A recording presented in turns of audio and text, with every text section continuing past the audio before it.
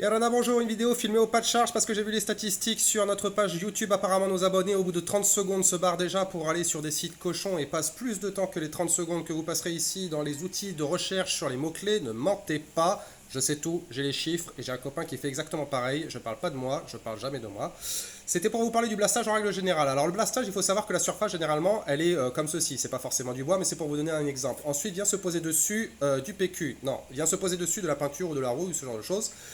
Et donc, ce qu'il faut comprendre, c'est que cet revêtement-là est plus mou que ce revêtement-là. D'accord? Donc, ce qui se passe, c'est que quand on vient blaster avec notre super ustensile, c'est pour imaginer la situation, ne me demandez pas ce que je fais avec ce truc-là, on vient shooter dessus et ça finit par se barrer. Et comme la partie qui est dessous est plus dure, c'est plus facile pour nous de pouvoir faire ce blastage. C'est un mélange d'eau, d'air et d'abrasif. Et ça laisse la surface nickel en dessous sans la désintégrer. Pour le chrome, c'est exactement l'inverse qui se passe. Donc pour le chrome, il faut comprendre que, en fait, on va prendre l'exemple avec du pain. Sur l'ami de pain, en fait, qui est n'importe quel objet, les mecs vont venir faire un bain de chromage, c'est-à-dire que ces deux acides qui viennent se positionner dessus. On a de l'acide sulfurique qui est de l'acide chlorique. Il y a une réduction qui intervient. Pour être technique, c'est du Cr6+, qui devient du Cr3+.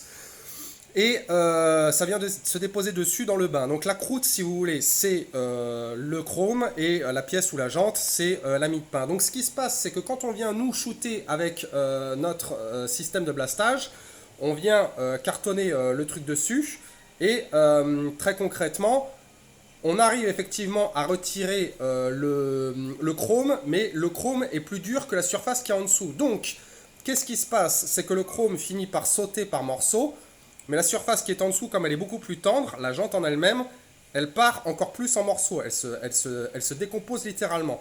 Et on se retrouve en fait avec un finish qui est pas du tout lisse. C'est-à-dire qu'en fait, on arrive à enlever le chrome, le blastage arrive à enlever le chrome, mais il va détruire la partie qui est en dessous beaucoup plus rapidement.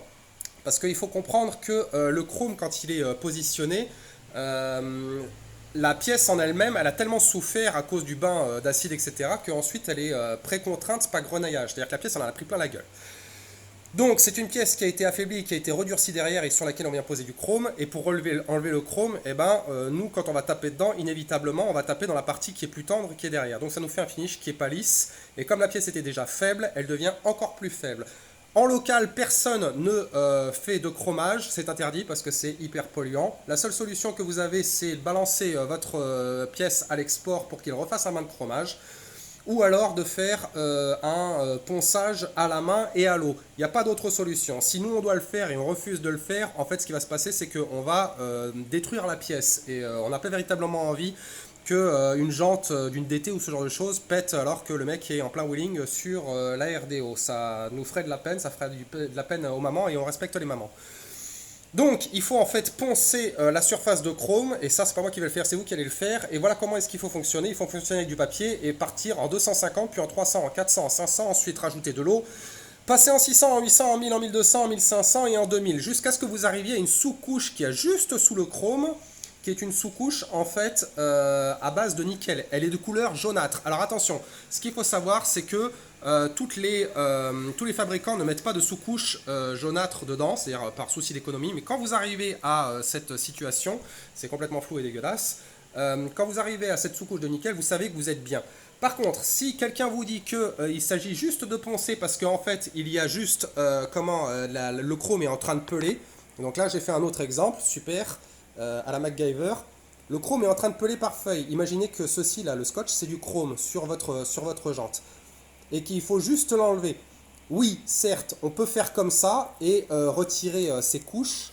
Et au final, ne laisser que le chrome en dessous qui est nickel. Mais si vous passez de la bombe là-dessus, sur le chrome qui n'a pas commencé à peler en feuille, à un moment ou à un autre, il va lui aussi se barrer en feuille. Donc d'une manière ou d'une autre, il va emmener votre peinture. Vous n'avez pas le choix.